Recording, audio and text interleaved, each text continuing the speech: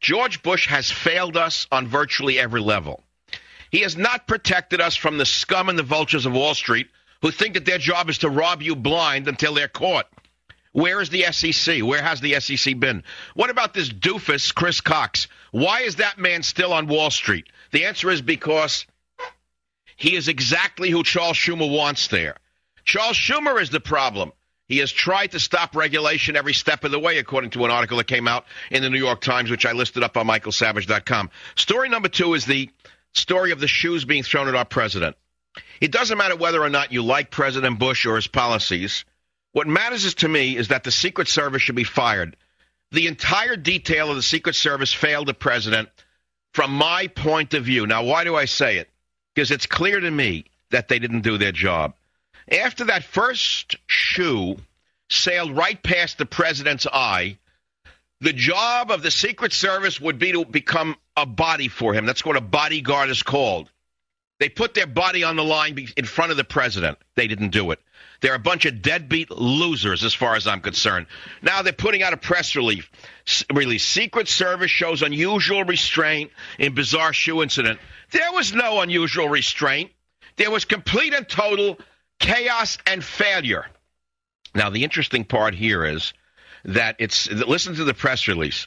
At least 5 other American agents poured in from the exit behind the president, took 3 positions in front of the president, and other agents rushed into them. That was after the shoes were thrown.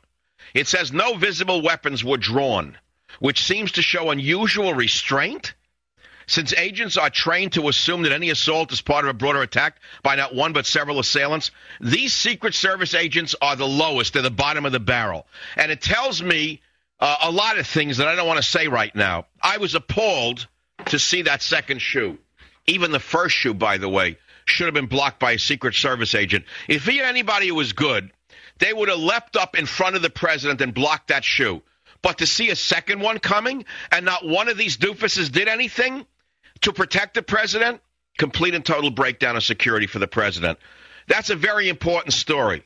If you care to comment, if you're in the business of executive protection, tell me if you think I'm wrong, because I know I'm right. And I want to remind you something else. Our biggest ally 10 years ago in Afghanistan was killed. The head of the Northern Alliance, movie star, handsome guy. He ran the Northern Alliance. You know how he was killed? He let a so-called journalist into his hideout who was a member of Al-Qaeda, and the so-called journalist had a bomb inside of his camera, which he used to kill the head of the Northern Alliance. So don't tell me there were no visible weapons. The weapons were the shoes.